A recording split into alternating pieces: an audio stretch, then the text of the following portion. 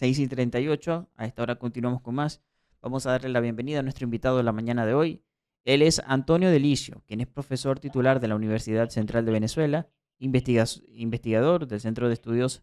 del Desarrollo también de esta universidad. Profesor, bienvenido, buenos días. Buenos días, un placer estar con ustedes. Bueno, profesor Antonio, precisamente lo invitamos porque queremos hablar de este tema tan importante que bueno, hemos visto cómo en nuestro país en los últimos meses las fuertes lluvias han ocasionado inundaciones en muchísimos estados y bueno, fuertes tragedias. Vemos también como en España los incendios forestales han arrasado un montón de hectáreas en estos lugares, pero bueno, ¿cómo vemos el mundo? ¿Cómo se ha visto su cambio, el cambio climático en estos últimos meses? Porque, bueno, vemos que la Tierra ha estado reaccionando con estos fuertes fenómenos. Bien, gracias. Efectivamente, cuando uno habla de cambio climático, está hablando de la ocurrencia de fenómenos extremos con mayor intensidad, con mayor frecuencia, y es un aspecto que tiene que ver con el calentamiento climático, tiene que ver con todo lo que ha implicado la derretimiento de los casquetes polares y el cambio que hay en la relación océano-atmósfera, que está en la base de toda esta dinámica climática, que por un lado aumenta la temperatura, aumenta los niveles del agua, del mar, pero también está aumentando la frecuencia e intensidad de estos fenómenos. Y es allí donde tenemos que empezar a considerar, porque eso está diagnosticado por la ciencia, más allá de los negacionistas climáticos.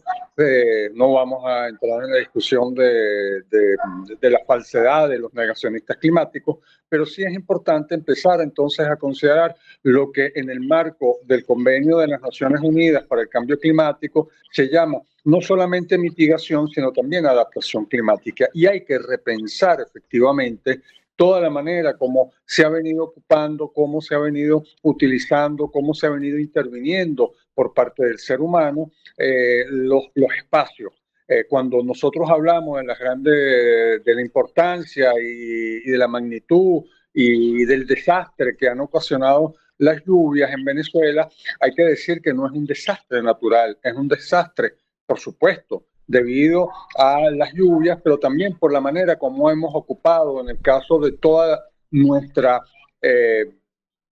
montaña, no solamente las andinas, sino también las centrales, el sistema de la cordillera central, cómo hemos venido ocupando nuestros espacios, cómo hemos venido interviniendo la cubierta vegetal, cómo hemos venido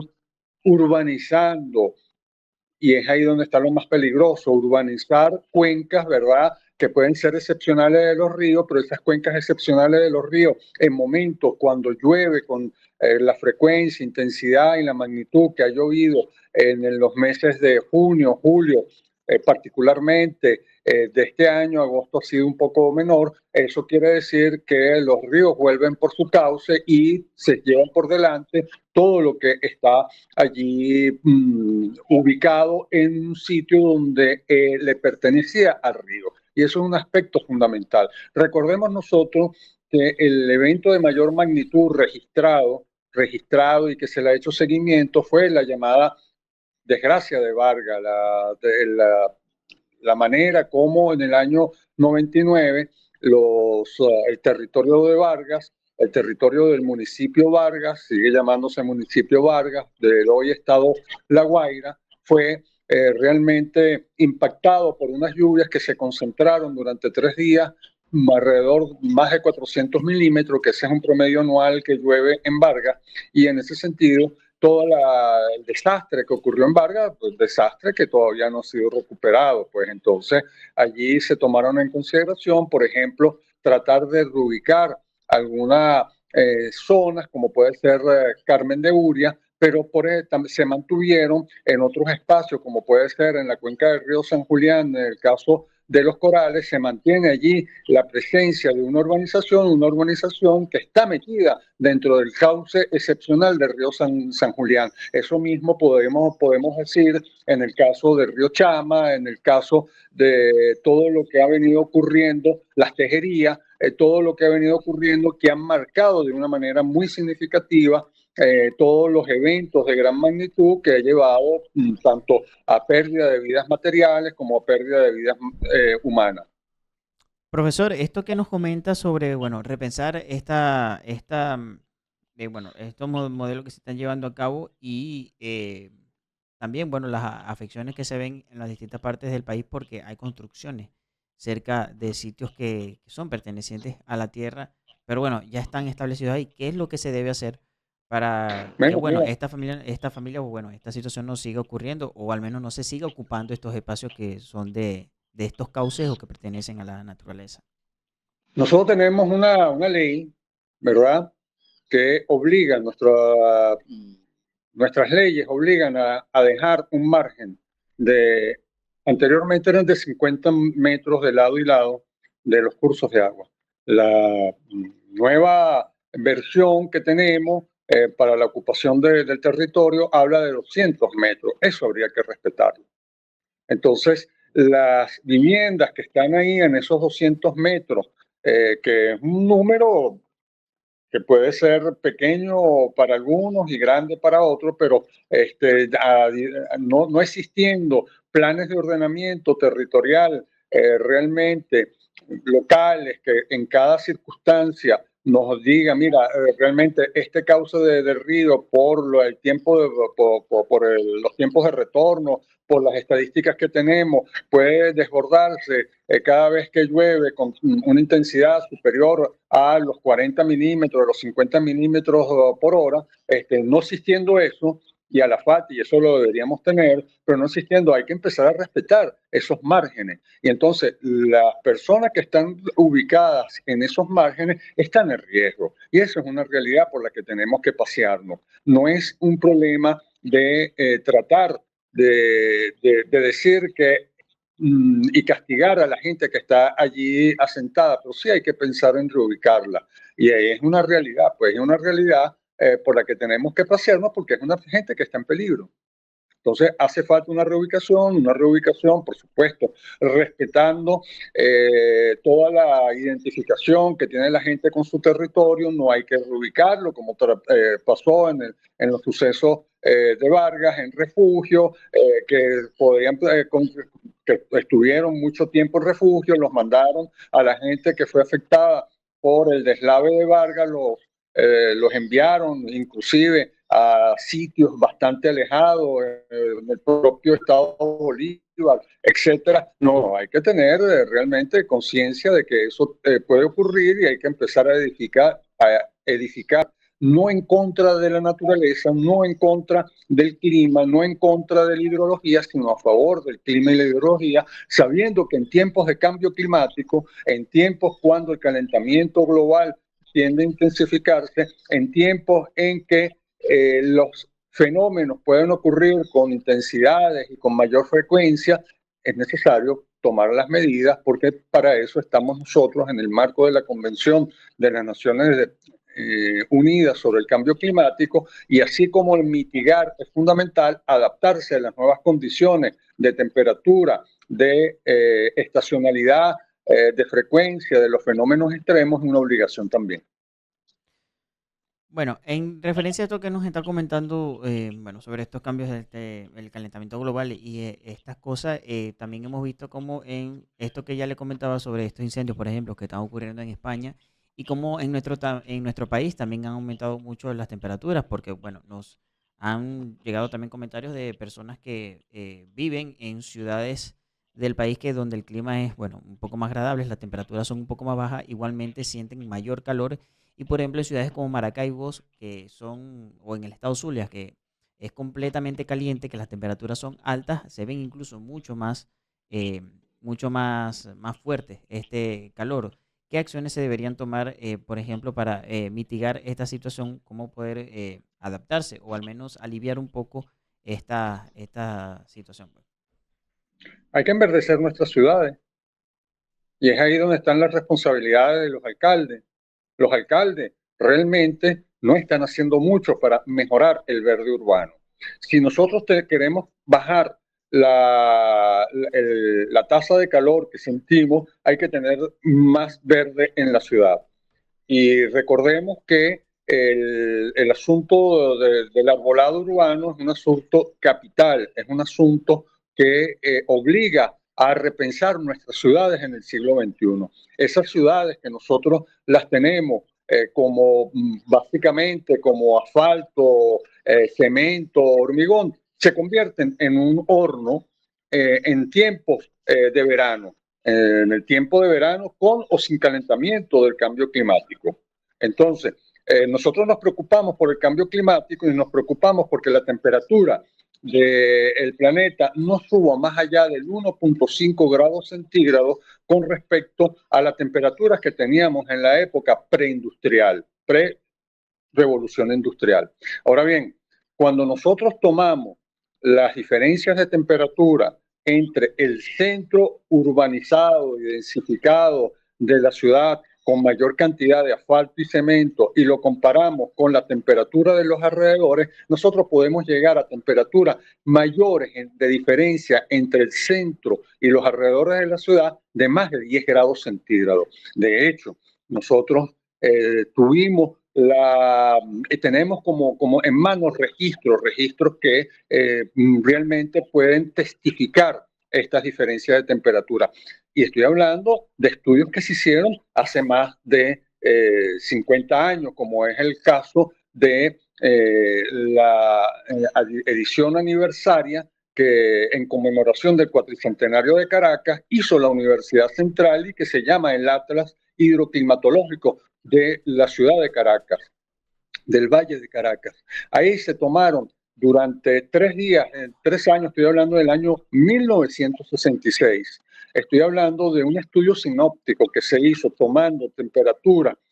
No habían imágenes de satélites para la época, pero habían grupos de investigación que se ubicaron uno en la Castellana y otros en el cementerio y lograron detectar para un mes de agosto, no recuerdo realmente cuál era el mes de agosto del año 1966, una diferencia a las 2 de la tarde de una temperatura que registraba en los alrededores de las Castellanas, cerca del Parque Nacional El Ávila o Iguaraíra Repano, una temperatura de 22 grados centígrados, mientras a esa misma hora ese otro grupo de investigación en el cementerio en el sur de la ciudad, en el cementerio, un área sin árboles, lograron registrar una temperatura de 37 grados centígrados a las 2 de la tarde, una temperatura sobre el asfalto. Es decir, hay una diferencia de hasta 15 grados centígrados. Es una diferencia notable. Eso nos está diciendo que la importancia que debe tener el verde para las ciudades. Una ciudad que pretende ser que quiere responder al reto del cambio climático tiene que tener más verde. Una ciudad como Medellín, de acuerdo a las informaciones que nos llegan, a los registros que allá en Medellín